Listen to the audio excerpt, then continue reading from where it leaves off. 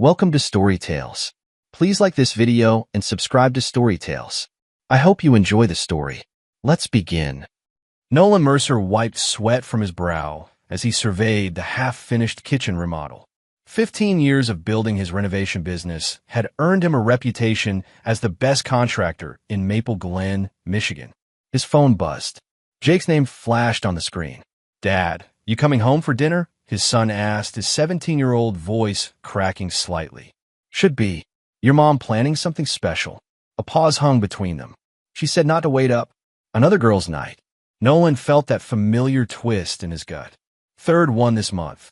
"Yeah," Jake said, his tone flat. "Seems like a lot." After hanging up, Nolan packed his tools meticulously, each hammer, saw, and drill returned to its proper place. Order amid chaos, the way he preferred his life. As he drove home through the tree-lined streets of Maple Glen, he couldn't ignore the signs anymore.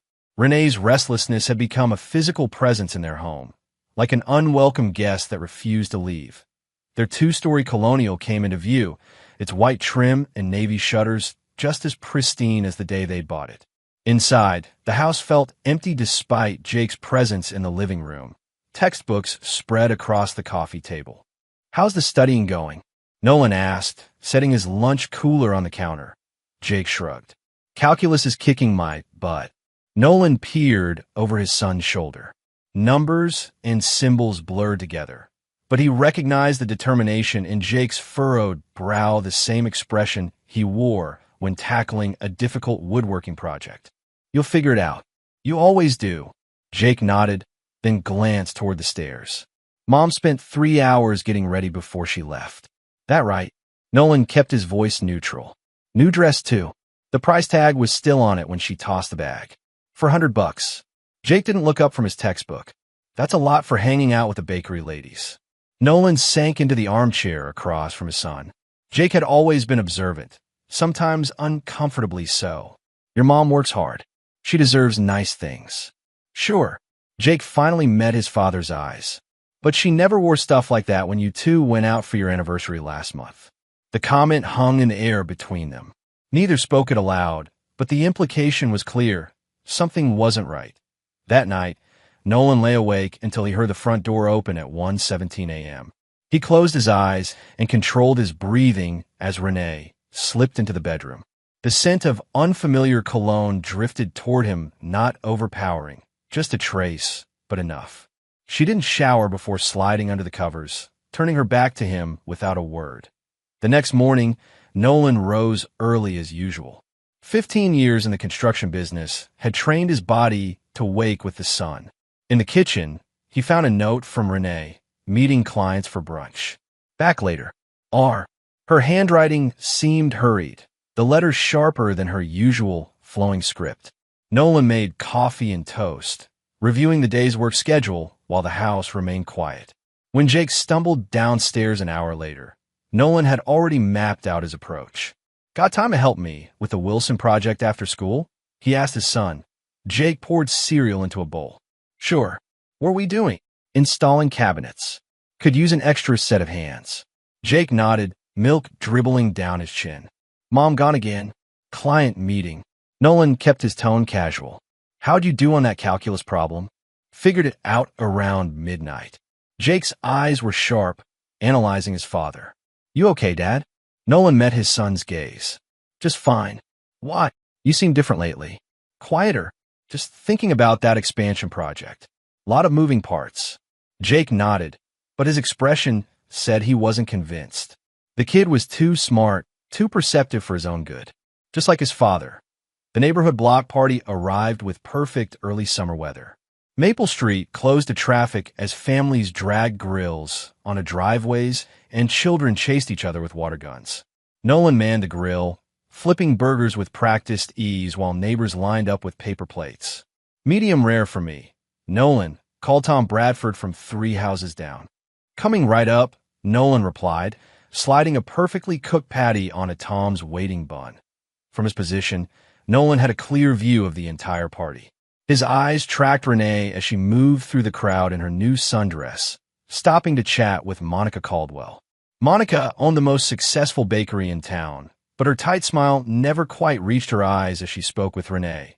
Derek Caldwell appeared with 2 wine glasses, handing one to his wife and one to Renee. Tall, tanned, and wearing a golf shirt that probably cost more than what most people spend on a week's groceries. Derek had the easy confidence of a man who'd never worried about money. His car dealership, Caldwell Motors, sponsored half the town's Little League teams and had billboards on every major road. Nolan watched as Derek's hand brushed Renee's arm a touch that lingered just a beat too long. Renee laughed, tossing her head back in a way she rarely did at home anymore. Monica's smile grew more brittle as she sipped her wine. "You're burning that one, man." Nolan snapped back to the grill, where Tyrell Mason pointed at a smoking burger. They'd served together in the Army Corps of Engineers before starting civilian life, and now Tyrell was his right-hand man at Mercer Renovations. "Thanks," Nolan said, rescuing the burger. "Got distracted." Tyrell followed Nolan's earlier gaze. "Yeah, I see the distraction." Caldwell's working the crowd again. "Guy never stops selling," Nolan replied carefully. "Or buying." Tyrell raised an eyebrow. "Heard he just got Monica another diamond bracelet. Making up for something, if you ask me." Nolan flipped another burger. "Not our business." "True that." Tyrell grabbed a plate. "Jake's coming in hot, by the way." Jake approached with a group of teammates from the high school baseball team, all bottomless pits in need of food. The conversation shifted to sports and school, but Nolan's awareness remained fixed on the trio across the lawn. Derek now stood between the 2 women, his arm casually draped across the back of Renee's chair, while Monica stared in her wine glass. Later, as the party wound down and neighbors packed up coolers and folding chairs, Nolan found himself face-to-face with Derek Caldwell. "Great burgers, Mercer," Derek said, extending his hand. "You've got the magic touch." Nolan shook it firmly. "Just basic technique. Nothing fancy. Don't sell yourself short. You've built quite the operation from scratch." Derek's smile was perfect, too perfect, capped teeth gleaming in the evening light. "We should grab lunch sometime. I've been thinking about some renovations at the dealership." "Sure thing. Call the office Monday." Nolan's tone was friendly, but his eyes were calculating. "Will do." Derek clapped him on the shoulder. "Your wife was just telling me about your anniversary trip last month. Sounds like you two had a great time." Nolan didn't miss a beat. Renee always remembers the good parts. She forgets the rainstorm that kept us stuck in the cabin that whole second day. Derek's expression flickered momentarily. "Well, seems like you made the best of it." "Always do." Nolan smiled, teeth clenched behind closed lips. As Derek walked away to join Renee and Monica, Nolan watched the 3 of them with growing certainty. The evidence wasn't just Renee's new clothes or late nights. It was in how she angled her body toward Derek, how her eyes tracked him across the yard, how Monica's shoulders tensed when they spoke. That night, after the block party ended and neighbors retreated to their homes, Nolan and Renee prepared for bed in silence. The wall between them had been growing for months, but tonight it felt solid and impenetrable. "You seem to enjoy yourself," Nolan commented, pulling back the covers. Renee applied moisturizer to her hands, not meeting his eyes. "It was nice. The Bradford's youngest is heading to college in the fall. Can you believe it? Time flies." Nolan sat on his side of the bed. "You?" And Monica seemed deep in conversation. A slight pause. "Just bakery talk. She's thinking of expanding." "Good for her." Nolan watched his wife's reflection in the dresser mirror. "And Derek has renovation plans for the dealership." Renee's hands stilled for just a moment. "Oh, that should be good for business." "Could be." They finished their bedtime routines without another word about the Caldwells, but Nolan felt the shift in the air between them. 15 years of marriage had taught him to read the silences, and this one spoke volumes. The following Tuesday, Nolan worked late with Tyrell, finishing up the trim work on a bathroom remodel. As they packed up their tools, Tyrell's casual comment landed like a punch. "So Derek Caldwell came into the hardware store yesterday, buying fancy cabinet pulls. Said they were for his home office, but Johnson swears he saw him driving toward your neighborhood after." Tyrell wiped his hands on a rag. "Probably visiting one of his lady friends while the wives are busy. Guy's got a reputation." Nolan's hammer slipped from his grip, clattering against the tile floor. "What reputation is that?" Tyrell looked up, surprised at Nolan's sharp tone. You know, the way he flirts with everyone's wife. Just talk, probably. He studied Nolan's face. You all right, man? Fine. Nolan retrieved his hammer, placing it carefully in his toolbox. Just tired. Long day. Tell me about it. Tyrell stretched his back. My ex is giving me grief about child support again. Women, right? Can't live with them. But Nolan barely heard his friend's complaints.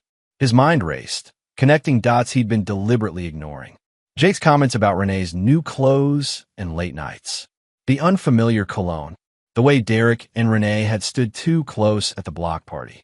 Monica's tight, knowing smiles. Tyrell, he interrupted. Have you heard anything specific about Derek and anyone in the neighborhood? Tyrell's joking manner vanished. Nolan, man, I was just running my mouth. You know how people talk. I need to know.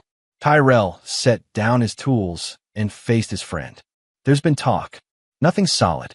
Just, you know how he is with the ladies. And your block has plenty of bored housewives, including mine. Nolan's voice was dangerously quiet. Tyrell looked uncomfortable. I didn't say that. You didn't have to. They finished loading the truck in silence. As Nolan climbed into the driver's seat, Tyrell grabbed his arm. What are you going to do? Nolan turned the key in the ignition. Get proof. That night, while Renee attended her book club, Nolan installed a small security camera in the living room. He positioned it carefully, disguising it among the family photos on the bookshelf, angled to capture the front entrance and most of the main floor. He told himself it was for home security, a reasonable precaution for anyone. But as he synced the feed to his phone, he knew exactly what he was looking for. For 3 days, nothing happened. The camera captured ordinary domestic scenes. Jake arriving home from school, dropping his backpack by the door despite Nolan's frequent reminders. Renee watering plants, talking on the phone, sorting mail. Normal life. Or the appearance of it. On the 4th day, Nolan checked the feed during his lunch break and felt his blood turn to ice. Renee, dressed in one of her new outfits, opened the front door. Derek Caldwell stepped inside, carrying what looked like takeout bags. They didn't kiss, not immediately, but their body language screamed intimacy as they moved together toward the kitchen, out of the camera's view. Nolan set down his sandwich, appetite gone. He forwarded through the footage, 20 minutes in the kitchen, then upstairs for nearly an hour, then back downstairs, Derek's arm around Renee's waist as they stood in the hallway. This time they did kiss, long and deep, before Derek checked his watch and left. The timestamp showed 2:47 p.m. Derek had visited while Jake was at baseball practice and Nolan was working across town. The careful planning made Nolan's stomach turn. This wasn't a momentary lapse. This was calculated deception, that he closed the app and dialed Tyrell's number. I need a favor, he said when his friend answered. And I need you not to ask questions. You got it. Tyrell replied immediately. What do you need? Information on Derek Caldwell. Business records, financial statements, anything public but not obvious. This about what I think it's about. Yeah. Tyrell sighed heavily. I'm sorry, man. You deserve better. I'm not interested in better, Nolan said, his voice cold and clear. I'm interested in justice. Nolan sat in his truck outside Monica Caldwell's bakery, watching customers come and go with pink boxes tied with string. The Sweet Maple had become a local institution since Monica opened it 5 years ago. Her French pastry training bringing a touch of sophistication to their small town. He'd waited 3 days since discovering the footage, gathering his thoughts and formulating a plan. When the morning rush died down, he entered the bakery, bell chiming above the door. Monica looked up from behind the glass display case, her professional smile faltering slightly when she recognized him. Nolan. This is a surprise. What can I get you? Coffee black. And a few minutes of your time, if possible. She studied his face, then nodded. Give me 10 minutes to handle the last customers. You can wait in my office in the back. The small room behind the kitchen smelled of butter and sugar. Framed reviews and business licenses hung on one wall, family photos on another. Derek and Monica stood smiling on a beach, on a ski slope, in front of their house, the perfect couple according to Facebook and the town gossip mill. Monica entered, wiping flour from her hands on her apron. You're not here for pastries, are you? No. Nolan met her gaze directly. I have evidence that your husband and my wife are having an affair. Monica didn't gasp or cry out. She simply sank into her chair, as if her legs could no longer support her. I see. You don't seem surprised. I'm not. She twisted her wedding ring, a nervous habit. How did you find out? Security camera. In my own home. The bitterness crept into his voice despite his efforts. You already knew? Monica nodded, her expression hardening. For about 3 months. Found hotel receipts, text messages. Derek's not as clever as he thinks. Neither is Renee. Nolan leaned forward.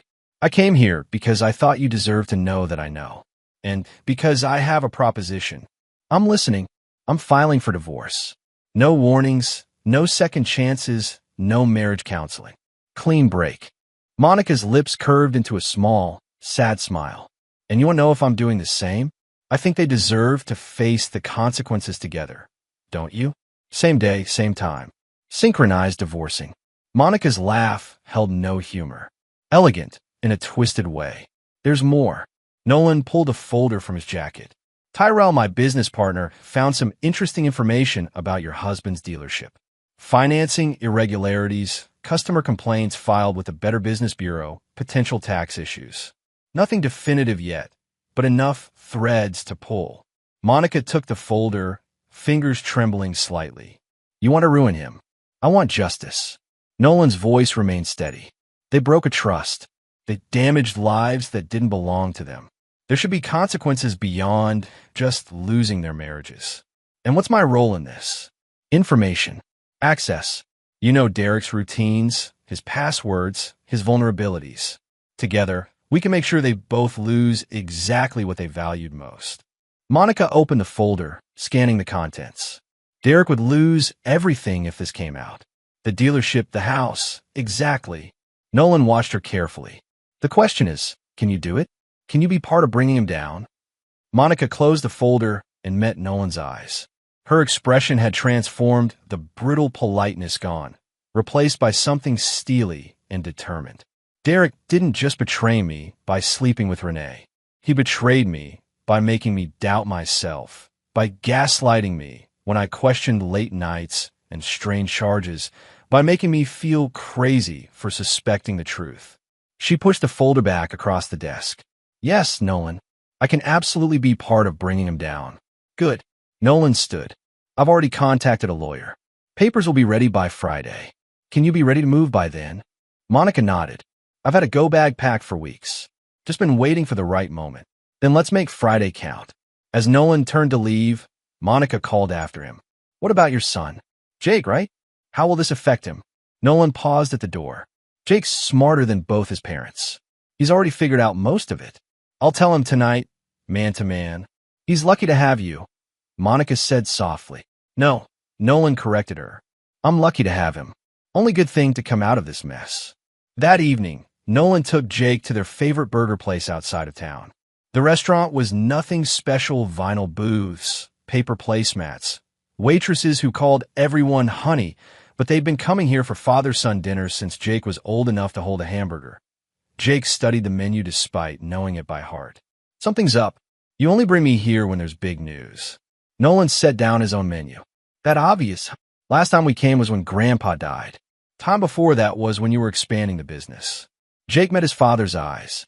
So what is it? Your mother and I are getting divorced. Jake's expression didn't change. He nodded slowly, absorbing the information. Because of her and Mr. Caldwell. The question hit Nolan like a physical weight. You knew. I saw them once. At the mall in Grand Rapids. They didn't see me. Jake shredded his paper napkin methodically. I was going to tell you, but then I thought maybe you already knew and were just, I don't know, dealing with it in your own way. I found out last week. Been making arrangements since then. What kind of arrangements? Nolan considered how much to share with his son. Jake wasn't a child, but he was still 17. Still learning what kind of man he wanted to become. Legal arrangements. Financial arrangements. Making sure we're protected. Jake nodded again. Good. She doesn't deserve anything. Jake. No, Dad. Jake's voice hardened. Don't defend her. Not to me. She broke our family. She lied to both of us. Nolan reached across the table, gripping his son's forearm. I'm not defending her, but I don't want hatred eating you up inside. That's a poison you don't need. What about you? Are you just over it? No, I'm angry. Nolan released Jake's arm. But I believe in consequences, not revenge. There's a difference. Jake didn't look convinced, but he nodded. So what happens now? Friday morning, I serve her with divorce papers. She'll move out immediately. All her things will already be packed. You and I stay in the house. Life goes on. Just like that. Just like that. Nolan forced a small smile. It'll be rough for a while. People will talk, but we'll get through it. Together, Jake said. Together, Nolan agreed. They ate their burgers and talked about safer topics, Jake's college applications, the upcoming baseball championship, Tyrell's new girlfriend. But beneath the normal conversation ran an undercurrent of shared pain and resolve. By the time they drove home, a new understanding existed between them. They were a unit now, father and son against the world. The next day, Nolan met with his lawyer, Carol Weston, to finalize the divorce filing. She'd been his business attorney for years, a sharp-minded woman who'd survived her own divorce with both her assets and dignity intact. The evidence is solid, she said, reviewing the security footage stills. Michigan's a no-fault state, but infidelity can impact spousal support determinations, especially with this kind of documentation. I don't care about denying her support, Nolan replied. I care about protecting what's mine. The business, the house, Jake's college fund. All separate property or jointly owned with clear documentation of your contributions. Carol nodded approvingly. You've always been meticulous with your finances, Nolan. It's paying off now. What about Jake? He's 17, almost 18, correct? He can choose where he lives. Given the evidence, I don't anticipate any judge awarding Renee primary custody, even if she wanted it. She won't, Nolan said with certainty. Renee's never been the maternal type. Jake was my project from day one. Carol made a note. That works in our favor. Now, about the timing. You're sure you want to move this quickly? Most clients take time to consider reconciliation. No, reconciliation. Nolan's tone left no room for discussion. File tomorrow, serve Friday morning. And you've arranged for her belongings? Already packed. Boxes labeled. Ready to load into her car. Carol raised an eyebrow. You work quickly. I've had practice. 15 years of marriage teaches you a lot about efficiency. Fair enough. Carol closed her folder. One last thing, are you prepared for her reaction? In my experience, the unfaithful spouse often responds with outrage when they realize they've lost control of the narrative. Nolan stood, straightening his jacket. Let her rage. The time for talking passed when she brought another man into our bed. That night, Nolan worked late in the garage. The familiar rhythm of sanding would soothing his churning thoughts. The door opened behind him, and Renee stepped inside, carrying a glass of wine. You've been out here for hours, she said, leaning against his workbench. Everything okay? Nolan continued sanding, not looking up. Fine, just finishing this cabinet door for the Peterson project. I was thinking, Renee swirled her wine, maybe we should plan a trip. Just the two of us. It's been a while since we got away together.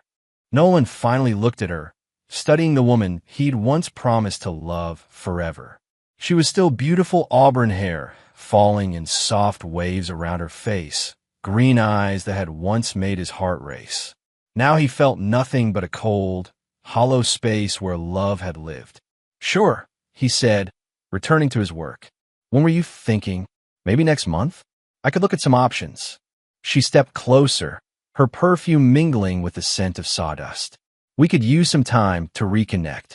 The irony of her suggestion, just days after he'd watched her kiss another man in their home, was almost enough to break his composure. Instead, he nodded. Sounds nice. Let's talk about it after I finish this project. Renee touched his shoulder, fingers lingering. Don't work too late. It's supposed to be our anniversary week. As she left, Nolan set down his sandpaper and took a deep breath. The countdown had begun. Less than 48 hours until everything changed. Monica called on Thursday afternoon. Everything's ready on my end, she said without preamble. Lawyers filed the papers. Derek's clothes are packed. I've moved all my personal assets to new accounts. Good. Nolan wedged the phone between his ear and shoulder as he reviewed building plans. Any change of heart? None whatsoever. Her voice was firm. Though I did have an unexpected visitor this morning. Who? Helena Wilson, Renee's best friend. Nolan frowned. Helena had been Renee's confidant for years, a divorcee who owned a local real estate agency. They'd never been close, but Helena had always been polite to him at social gatherings. What did she want? To warn me. Monica's voice dropped lower. Apparently, she's known about the affair for months. Renee's been confiding in her. But now Helena feels guilty or threatened. She's worried about her own reputation when this all blows up. How much does she know? About the affair? Everything. About her plans? Nothing specific. But she offered to help me get even with Derek. Said she has information about his business dealings that could be useful. Nolan set down his pencil. What kind of information? Financial irregularities at the dealership. Fudged credit applications. Falsified income verification for loans. Helena's brother works in banking apparently. He's seen some questionable paperwork come through. That could destroy his business. Exactly. Monica paused. I told her I'd think about it. Should I have said no? Nolan considered the implications. No, you did the right thing. We might need her later. For now, keep her talking but don't commit to anything. What if she warns Renee? She won't. Helena's protecting herself now. Besides, tomorrow morning it'll be too late for warnings. After hanging up, Nolan mulled over this new development. Helena had always struck him as self-serving, climbing the social ladder one rung at a time. If she was offering to turn on Renee, she must sense which way the wind was blowing. That evening, Nolan prepared dinner, as usual grilled chicken, roasted potatoes, green beans. Jake joined him in the kitchen, setting the table without being asked. Last normal night, Jake muttered, arranging forks beside plates. There'll be more normal nights, Nolan promised. Different but normal. Renee arrived home just as Nolan was serving, her cheeks flushed and eyes bright. Sorry I'm late. Client meeting ran over. Nolan nodded, passing her a plate. How'd it go? Great. They're ready to list next week. Renee chatted animatedly about the property, the potential buyers, the expected bidding war, all lies. Nolan knew, but he nodded in all the right places. After dinner, Renee disappeared upstairs to call Helena, and Jake helped Nolan clean up. How can you stand it? Jake asked, loading the dishwasher. Listening to her lie like that. Practice, Nolan replied simply. And knowing it ends tomorrow. Jake glanced toward the stairs. What she freaks out? Makes a scene. She probably will. That's why I want you out of the house in the morning. Go to school early, meet up with friends. No way. Jake shook his head firmly. I'm staying. This affects me too. Nolan studied his son's determined expression. The boy had his mother's green eyes, but Nolan's stubborn jawline. Okay, but you stay upstairs until I call you down. Deal. Deal. Later, as Renee planned their fictitious romantic getaway, scrolling through resort websites in bed beside him, Nolan found himself almost admiring her commitment to the charade. She'd created an entire alternate reality where their marriage wasn't in shambles, where tomorrow wasn't doomsday. This one has a private beach, she pointed at the screen. What do you think? Looks nice, he said, turning a page in his book without registering the words. You're not even looking. She nudged his arm playfully. Come on, this is important. When was the last time we had a real vacation? The cabin last year. Renee made a face. That wasn't a vacation. It rained the whole time, and the Wi-Fi was terrible. I remember. Nolan marked his page and set the book aside. Renee, are you happy? The question caught her off guard. She blinked, her smile faltering slightly. What? Of course I am. Why would you ask that? Just wondering. He studied her face, searching for any hint of guilt or regret. You seem different lately. Excited about something. I'm excited about us, she said, closing her laptop. About reconnecting. I know things have been distant between us. That's why this trip is important. Nolan nodded, wondering if she actually believed her own lies or if this was all calculated misdirection. Either way, the performance was impressive. Get some sleep, he said, turning off his lamp. Big day tomorrow. As Renee settled beside him, Nolan stared at the ceiling, mentally reviewing his checklist for the morning. Everything was in place.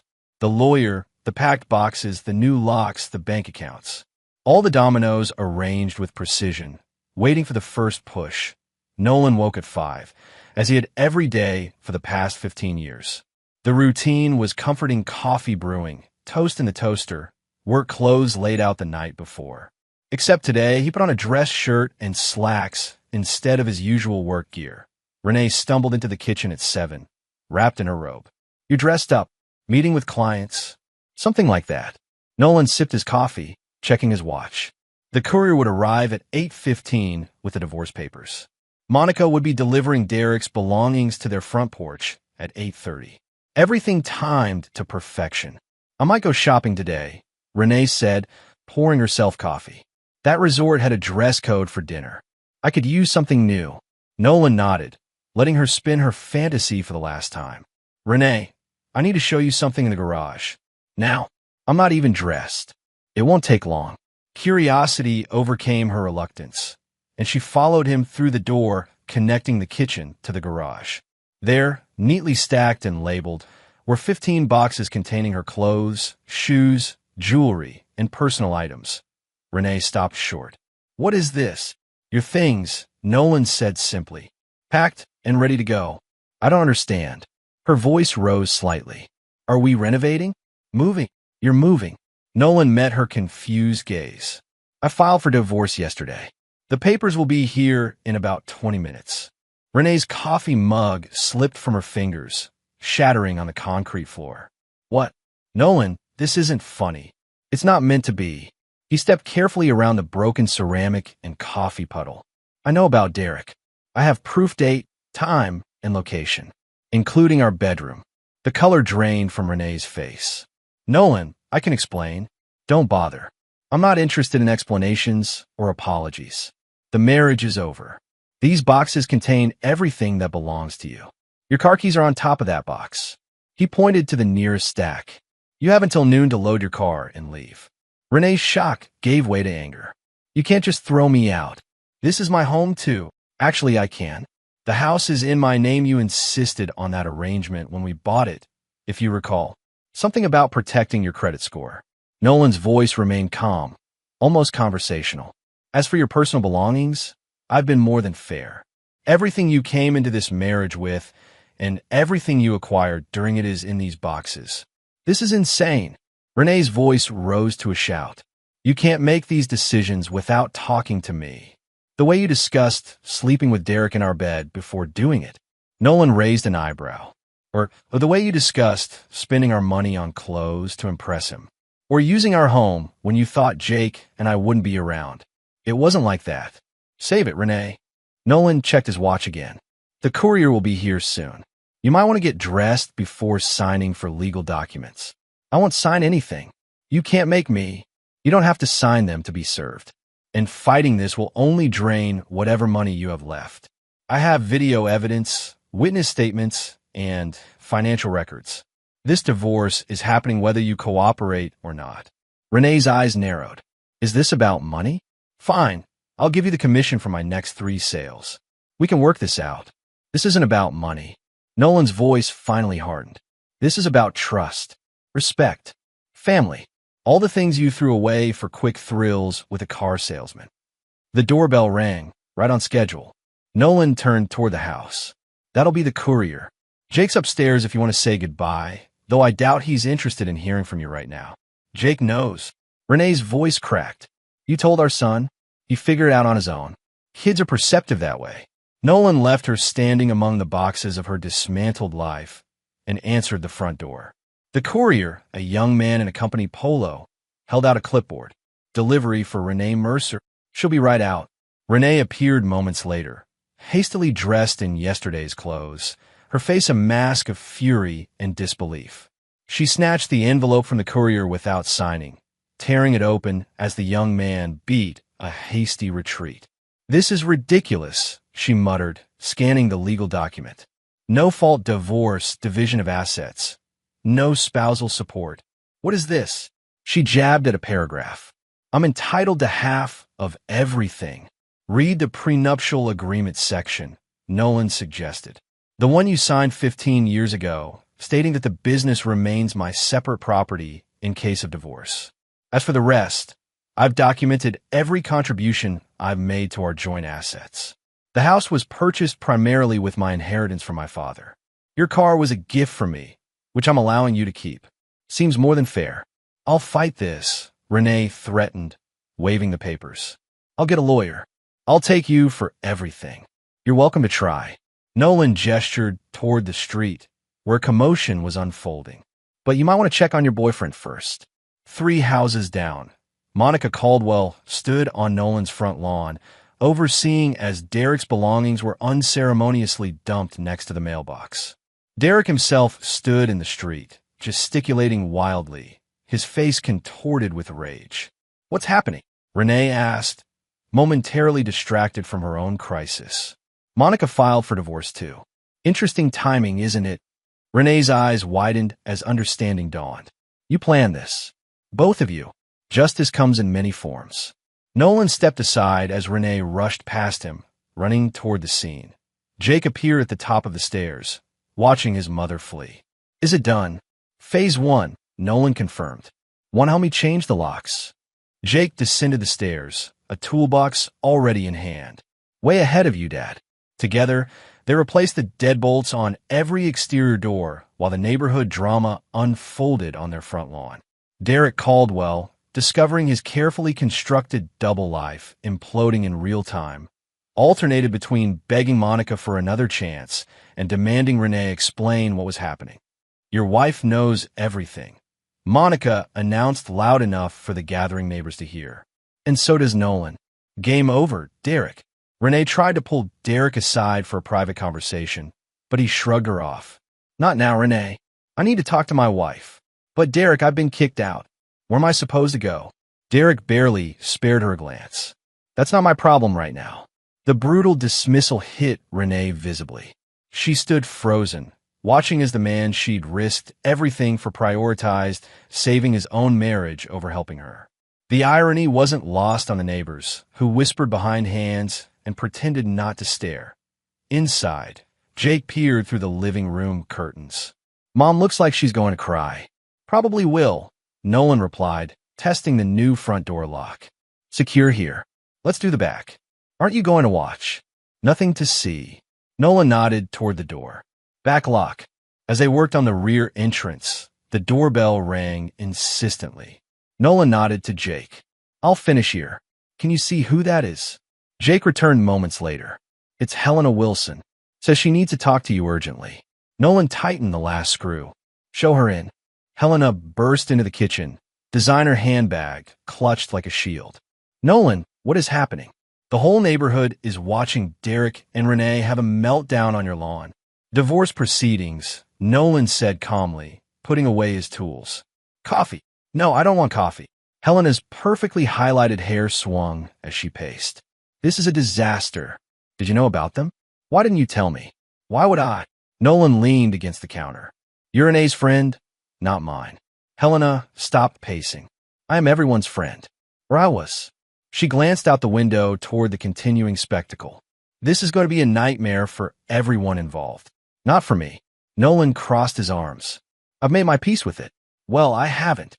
Helena lowered her voice, though only Jake was present to overhear. Nolan, I need to tell you something.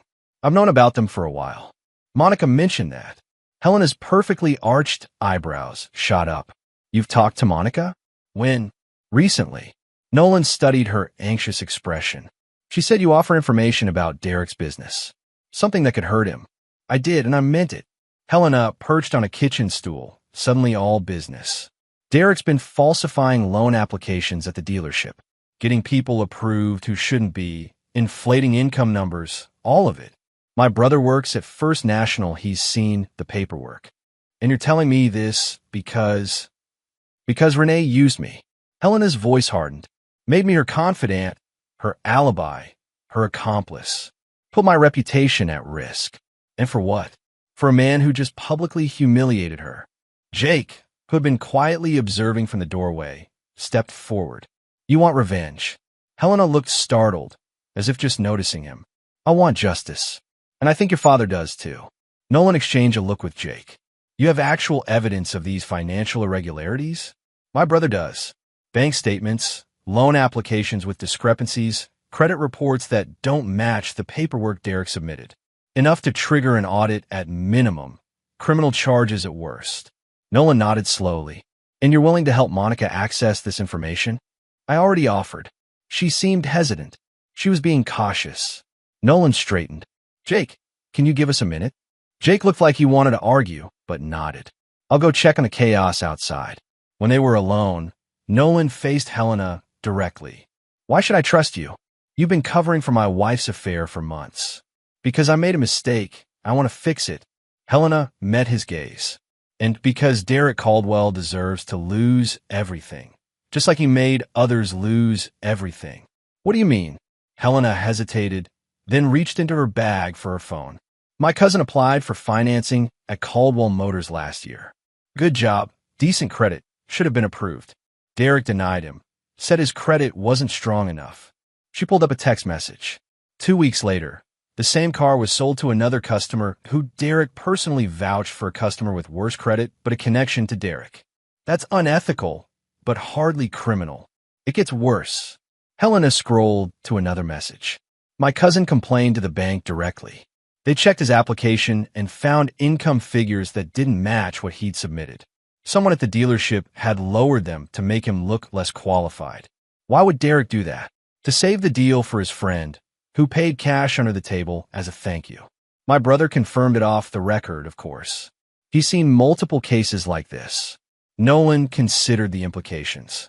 If Helena was telling the truth, Derek hadn't just betrayed his wife, he'd systematically abused his position, manipulating finances to benefit himself and his cronies at the expense of honest customers. What exactly are you proposing? Helena's smile was cold. An anonymous tip to the banking commission. Copies of documentation sent to Derek's investors, the ones who would be liable if this blew up. One email could start an investigation that would bring down his entire operation. And that email would come from, not me, not you, not even Monica. Helena leaned forward. But perhaps from Renee. She had access to his phone, his email. She knows things. It would be poetic, don't you think? The mistress bringing down the cheater's empire. Nolan shook his head. Renee would never do that. She doesn't have to know she's doing it. Helena's voice dropped to a whisper. I have her passwords. She used my computer often enough to leave traces. One email, sent from her account to the right people, with the right documentation attached. The scheme was elegant in its simplicity and devastating in its potential impact. Nolan understood why Helena had approached Monica, first women scorned, seeking alliance against a common enemy. But something about Helena's eagerness made him cautious. What's your angle in this, Helena? Really? She didn't flinch from the direct question. Protection. When the scandal breaks wide open, I want to be on the right side of it. And she hesitated. Derek cost my family money. Real money. My cousin wasn't the only one who got screwed over. So it's personal, isn't all of this? Before Nolan could respond, the front door slammed open. Jake appeared in the kitchen doorway, eyes wide. Dad, you need to come now. Derek's losing it. Nolan followed his son to the front porch, Helena close behind. The scene had escalated dramatically. Derek, red-faced and shouting, stood in the middle of the street. Monica had retreated to her car, but remained parked at the curb. Renee hovered nearby, tears streaming down her face. You think you can just throw me away? Derek bellowed at Monica. After everything I've done for you? That bakery wouldn't exist without my money. Your money. Monica's voice carried clearly across the lawn. My grandfather's inheritance built that bakery. Your contribution was sleeping with my friends behind my back. Neighbors had abandoned all pretense of not watching. Tom Bradford stood on his front lawn in a bathrobe, coffee cup in hand. The Johnsons paused while loading their kids into a minivan. Even Mrs. Halston, 82 and hard of hearing, had emerged to witness the spectacle. This town would be nothing without me. Derek stabbed a finger in the air. I employ half the people here. I sponsor every event. I made this place, and now you're unmaking it. Nolan commented as he descended his front steps. Derek whirled to face him. This is your fault. You and your security cameras and your detective work. You couldn't just look the other way like a normal husband. Normal husbands don't allow other men to sleep with their wives. Nolan replied evenly. Normal husbands protect what's theirs. Protect. Derek sneered. Is that what you call this circus? This humiliation? I call it consequences. Nolan stepped closer, voice low but carrying. Actions have them, Derek. Always. You son of a. Derek lunged forward, fist raised, but Nolan sidestepped easily. Derek stumbled, off balance, as Tyrell's truck screeched to a halt at the curb. Everything okay here? Tyrell called, emerging from the driver's side, his imposing frame enough to make Derek reconsider his approach. Fine, Nolan replied, not taking his eyes off Derek. Mr. Caldwell was just leaving. Weren't you, Derek? Derek looked from Nolan to Tyrell, then to the gathered neighbors. Whatever calculation ran through his mind, he seemed to recognize the battle was lost for now. This isn't over, he muttered, backing toward his car. Actually, it is. Monica called from her vehicle. Check your email. My lawyer copied your business partners on the divorce filing, including the evidence of your affairs. Plural. Derek froze. You didn't. I did. Monica started her engine. Have a nice life, Derek. What's left of it? As Monica drove away, Derek fumbled for his phone, face paling as he scrolled through messages. Without another word to anyone, not even Renee, he jumped in his car and sped off, tires squealing. Renee stood alone on the sidewalk, abandoned by her lover and evicted by her husband, the center of attention for all the wrong reasons.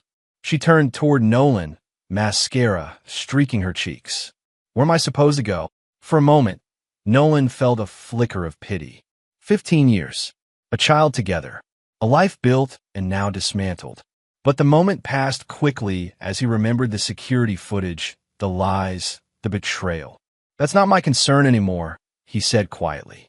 Your things are packed. Take them and leave. Nolan, please, no. The single word carried the weight of finality.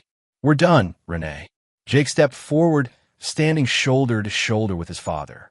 You should go, Mom. Nobody wants you here.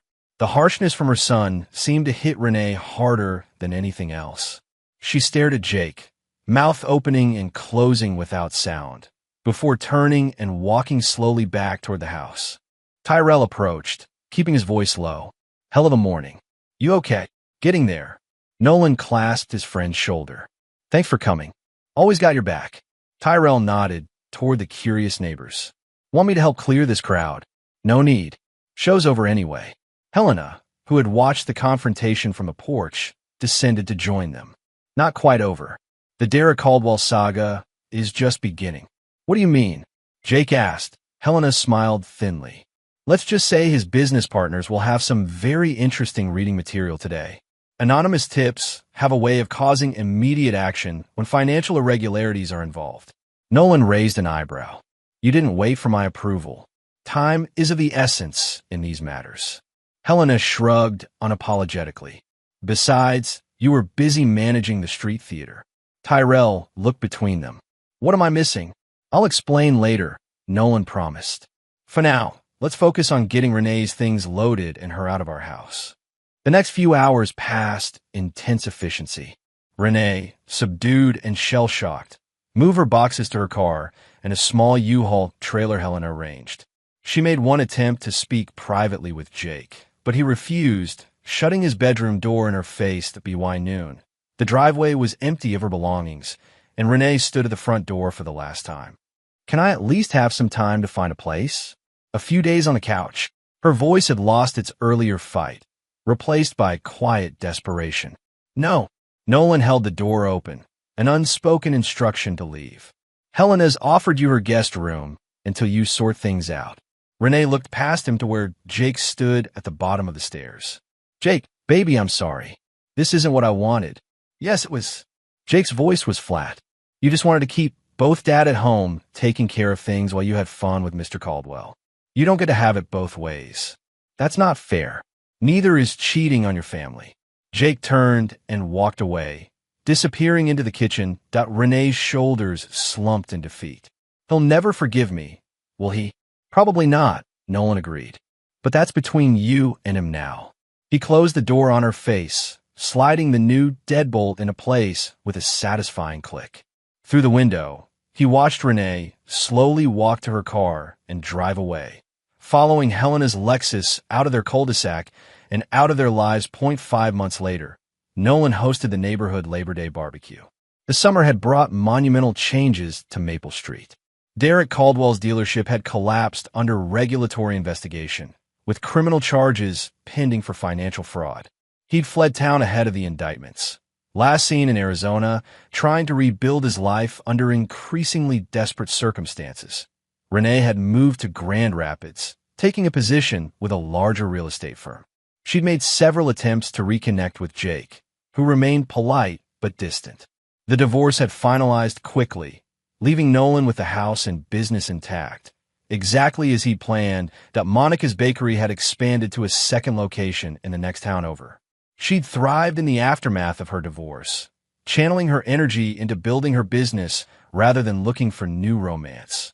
Tyrell manned the grill this time, freeing Nolan to mingle with his neighbors. The whispers and sidelong glances of the early summer had faded, replaced by respectful nods and genuine conversations. "Another beer?" Tom Bradford offered, extending a cold bottle. "Thanks." Nolan accepted gratefully. "How's Melissa doing at college?" "Loving it. Calls her mother every day with new crises." Tom chuckled fondly. "Kids, right?" "Right."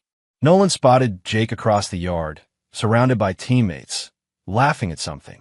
The past months had aged his son in subtle ways, a new seriousness behind his eyes, a more measured approach to decisions.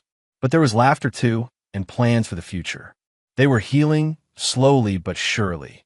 Monica arrived carrying a tray of pastries, her new assistant helping with additional desserts. She made her way to Nolan's side after setting up her contribution. "Successful turnout," she observed, surveying the crowded yard. "Better than I expected." Nolan clinked his bottle against her glass of lemonade. "How's business?" "Booming. The second location is already turning a profit." Monica smiled, more relaxed than he'd ever seen her. "Heard from Helena today. Apparently Derek's trying to cut a deal with prosecutors. Too late for that. His investors won't settle for anything less than full restitution, which he can't possibly provide." Monica's satisfaction was evident. "Karma's a fascinating force, isn't it?" Nolan nodded, watching Jake approach with a plate of food. "That it is." Jake joined them, balancing a burger piled high with toppings. "Coach says I have a good shot at a scholarship to Michigan State." "That's fantastic," Monica said warmly. "Their engineering program is supposed to be excellent." "That's what Dad says too." Jake grinned at his father. "Though he's biased." "Completely," Nolan agreed, returning the smile. "Doesn't mean I'm wrong." As afternoon faded into evening, lawn chairs formed casual circles around scattered tables. Stories and laughter flowed as freely as the drinks. Nolan found himself at the center of one such gathering, surrounded by neighbors who'd witnessed his worst day and now shared in his recovery. To new beginnings, Tyrell proposed, raising his bottle in a toast. "New beginnings," the group echoed. Across the yard, Monica caught Nolan's eye and raised her glass in silent acknowledgement. There was no romantic intent in the gesture. Both were too raw for that, just recognition of shared experience and mutual respect. Jake dropped in a chair beside his father. "Mom called again today. Wants to meet for lunch next weekend." "Going to go?" Jake shrugged. "Maybe. Not sure what there is to say anymore." "Your choice." Nolan rested a hand briefly on his son's shoulder. "Whatever you decide, I've got your back." "I know, Dad." Jake's smile was small but genuine. "That's the one thing I never doubted." As darkness fell and neighbors began gathering their belongings to head home, Nolan stood in his driveway, saying goodbyes. The house behind him was quieter now, with one less person filling its rooms. But it was no longer filled with lies and betrayal either. He'd lost a wife, but saved himself and his relationship with his son. The business continued to thrive, expansion plans moving forward. Most importantly, he'd faced destruction and emerged stronger, not broken. Tyrell approached as the last guest departed. "Need help cleaning up?" "Nah, Jake and I have it covered." Nolan surveyed the remnants of the gathering. "Thanks for coming. Meant a lot." Wouldn't miss it. Tyrell studied his friend's face. You good? Really good. Nolan considered the question, looking back at the house where Jake was already gathering trash bags. In the months since discovering Renee's betrayal, he'd experienced rage, grief, vindication, and finally, a strange peace. The woman he'd loved had been gone long before he'd packed her things. The life he planned had derailed, but found a new track. Yeah, he said finally. I'm good. Glad to hear it. Tyrell clapped him on the back. Some men never recover from what you went through. They let it poison everything. Not my style. Nolan picked up an abandoned plate from the driveway. Life's too short for that kind of bitterness. As Tyrell drove away and Nolan turned back toward his home, on his terms he realized the truth in his own words. The revenge had been swift and complete, the consequences devastating for those who had betrayed him.